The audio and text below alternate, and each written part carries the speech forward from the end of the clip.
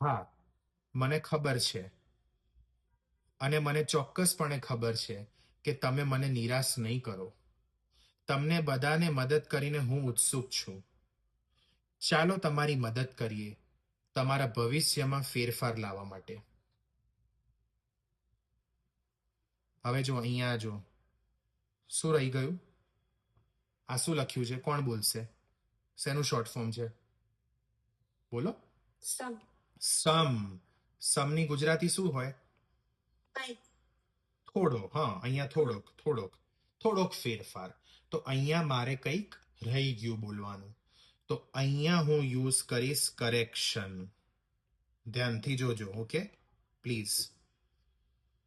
હું ઉત્સુક છું તમારા બધાની મદદ કરીને. ચાલો તમારી મદદ કરીએ તમારા ભવિષ્યમાં ફેરફાર લઈને. કરેક્શન. તમારા ભવિષ્યમાં થોડોક ફેરફાર લઈને. તો જેવું મારા મગજને ખબર પડી કે યાર ભૂલ થઈ ગઈ છે, તો કરેક્શન એટલું જ બોલવાનું. કરેક્શન. આપણા ઘણા લોકો સોરી, કરેક્શન એવું બોલે છે. સોરી નહીં બોલવાનું, કરેક્શન, બસ એટલું જ. અને પછી જે લાઈનમાં ભૂલ પડી એ જ લાઈન ખાલી રિપીટ કરવાની કરેક્ટ કરીને. પહેલેથી બધું આખું રિપીટ ના કરતા. કેમ કેમ એવું નહીં કરવાનું? પહેલેથી બધું રિપીટ. શું લોજિક હોઈ શકે એની પાછળ? કોણ સમજાવશે?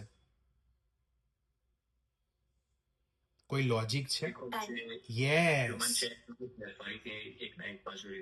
ના, સૃષ્ટિએ સ્પોટ ઓન 100% કરેક્ટ આન્સર આપ્યો એક જ વર્ડમાં. ટાઈમ. મારી પાસે સમય જ નથી. બરાબર. 45 મિનિટમાં તો ચેકિંગ બેકિંગ થી લઈને બધું, 2 ડાયલોગ પતાવવાનું, બધું કામકાજ પતાવીને સાઈડમાં મૂકી દેવાનું છે. 45 મિનિટમાં તો એક્ઝામ. એમાં તમારું જે બધું ચેકિંગ, આ તે, માઇક ટેસ્ટિંગ, રૂમ બતાવો, આ બતાવો, બધું ઇન્ક્લુડેડ. તો આમાં હું આવું એક નાની ભૂલ કરું અને બધું ફરીથી બોલું તો ક્યારે મેળ પડે એક્ઝામ પતાવવાનું? માટે સ્પોટ ઓન આન્સર કે ટાઈમ આપણી પાસે નથી, એટલે જે લાઈનમાં ભૂલ કરી કરેક્શન બોલ્યા પછી એ લાઈન જ ખાલી રિપીટ કરવાની અને કરેક્ટ કરી દેવાની. એની પહેલાનું કંઈ ફરી બોલવું નહીં.